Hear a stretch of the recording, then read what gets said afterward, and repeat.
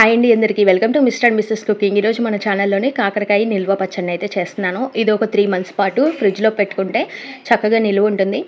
చేదనేది అస్సలు ఉండదండి. కాకరకాయ తినని వాళ్ళు ఇలా నిల్వ పచ్చడి పెట్టుకోండి, భలే ఉంటుంది. రైస్లోకి, మేమైతే పూరి చపాతీ అన్నిటిలోకి అయితే తింటాము.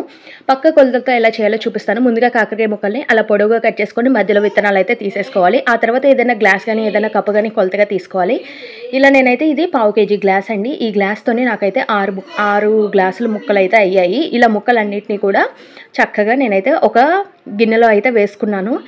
అన్నీ కొలిచి తీసుకున్నాం కదా, ఈ సైజులో ఉంటే సరిపోతుంది. కావాలనుకునే వాళ్ళు చక్రాల్లాగా కూడా కట్ చేసుకోవచ్చు. మేమైతే ఎప్పుడు కూడా ఇలా బారు ముక్కలుగానే కట్ చేసుకుంటాము. ఆ తర్వాత 1/2 kg ఆయిల్ని ఇలా ప్యాన్లో వేసేసుకొని బాగా హీట్ చేసేసుకోవాలి.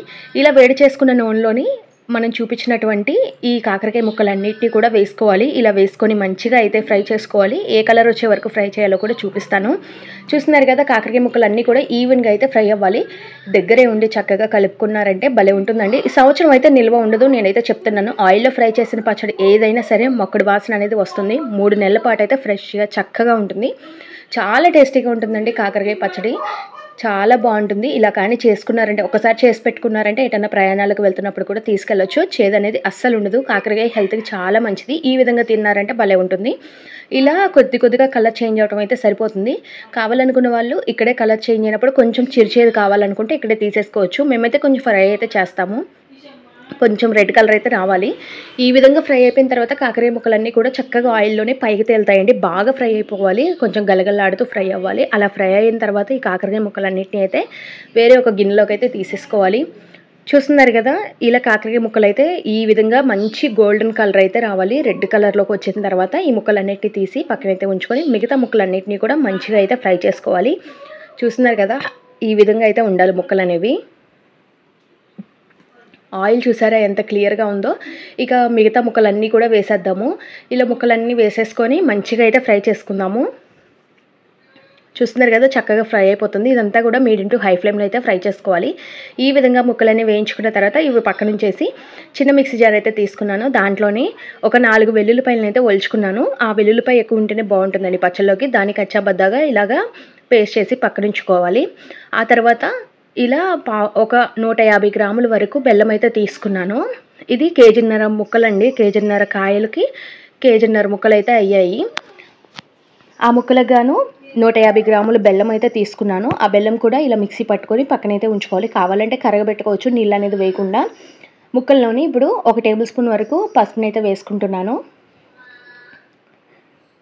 ఆ తర్వాత మనం మిక్సీ చేసుకున్నటువంటి వెల్లుల్లి పేస్ట్ని కూడా వేసుకోవాలి. ఈ పేస్ట్ మొత్తాన్ని కూడా వేసేసుకున్న తర్వాత మనం మిక్సీ చేసుకున్నటువంటి బెల్లంని కూడా వేసుకోవచ్చు. బెల్లం తురుమైనా వేసుకోవచ్చు. నేనైతే ఇలా మిక్సీ పట్టి వేసుకుంటాను ఎప్పుడు కూడా, మంచిగా కరిగిపోతుంది అని చెప్పేసి. మీరు కావాలంటే ఉడికించి కూడా వేసుకోవచ్చు. నీళ్ళు అనేది అసలు యాడ్ చేయకండి. నీళ్ళు వేస్తే పచ్చడి అనేది పాడైపోతుంది. అప్పటికప్పుడు తినడానికి తప్ప పనికిరాదనమాట నిల్వ ఉండటానికి. ఇలా బెల్లం వేసుకున్న తర్వాత ఇంకా కావాలనుకుంటే దీనికి చింతపండు ప్లేస్లోనే మామిడికాయ గుజ్జు కూడా యాడ్ చేసుకోవచ్చు. చాలా బాగుంటుంది. 1 టేబుల్ స్పూన్ వరకు మెంతిపిండిని కూడా యాడ్ చేసుకోండి. ఆ తర్వాత ఇక్కడ 1/2 kg చింతపండుని ఉడకబెడితే నాకైతే మంచి గుజ్జు అనేది 150 గ్రాముల వరకు వచ్చింది. బెల్లం చింతపండు కూడా సమానంగా వేసుకోవాలి పచ్చళ్ళలోని. 150 గ్రాముల చింతపండుని ఈ విధంగా అయితే మొత్తాన్ని వేసేసుకోవాలి. పెద్ద టేబుల్ స్పూన్స్తోని 6 టేబుల్ స్పూన్ల చింతపండు అయితే వేసుకున్నాను. ఆ చింతపండు వేసుకున్న తర్వాత ఏ గ్లాస్తో అయితే మనం ముక్కలు కొలుచుకున్నామో ఆ గ్లాస్ నిండా కూర కారం అయితే తీసుకోవాలి. ఇది మంచిగా ఘాటు ఉండే కారం అండి. ఒక 1/2 kg వరకు కారంని, 3/4 వంతు వరకు ఉప్పునైతే వేసుకోవాలి. కారంకి తగ్గించి ఒక 1/2 kg 3/4 కప్పు వరకు ఉప్పు అయితే వేసుకున్నాను. ఇలా అన్నిటిని అయితే బాగా కలిసేలాగా అయితే కలుపుకోవాలి. ఇలా అన్నీ కూడా ముక్కలకి మంచిగా పట్టేలాగా కలుపుకుంటున్నాను. చూస్తున్నాను కదా, ఈ విధంగా అయితే కలుపుకోవాలి. ఇక్కడ కావాలి అనుకున్న వాళ్ళు వెల్లుల్లి రెబ్బల్ని కొన్ని పచ్చి కూడా వేసేసుకోవచ్చు. అలానే దంచుకోకుండా మామూలుగా వేసుకున్నా కూడా ఊరుతాయండి మంచిగా. చాలా బాగుంటుంది టేస్ట్ అనేది. చూస్తున్నారు కదా, వేడన్నంలో వేసుకొని తింటే మామూలుగా ఉండదు. సైడ్ డిష్గా చాలా బాగుంటుంది. ఎటైనా ఊరు ప్రయాణాలు చేసేటప్పుడు ఇలా పచ్చడికైనా పెట్టుకొని వెళ్ళామంటే భలే ఉంటుంది. మనం ఆల్రెడీ వేయించుకున్న నూనె ఉంది కదా, ముక్కలు వేయించుకున్న నూనె, ఆ నూనె మొత్తం అయితే పడుతుంది నాకు. ఆ నూనె మొత్తాన్ని వేసేసి ఇంకా పడుతుంది అనిపిస్తే ఇంకొంచెం నూనె కూడా వేసుకోవచ్చు. ఈ విధంగా అంతా అయితే బాగా కలిపేసుకుంటున్నాను. ఇలా ఈ నూనె ముక్కలకి అన్నిటికీ పట్టించి ఉప్పు కారం అన్నీ పట్టాలండి. ఒకసారి టేస్ట్ చూసుకోండి. మీకు ఏదన్నా తగ్గింది అనిపిస్తే ఏమన్నా యాడ్ చేసుకోవచ్చు. నాకైతే నేను అంతా కొలతలతో చేశాను కాబట్టి నాకైతే పర్ఫెక్ట్గా ఉంది.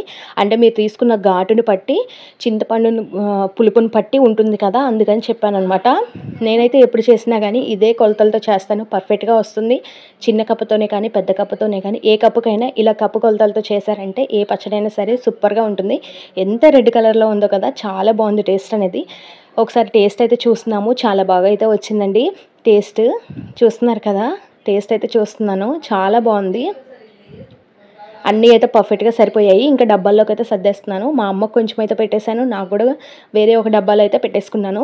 చాలా పచ్చడి అయితే అయిపోయిందండి.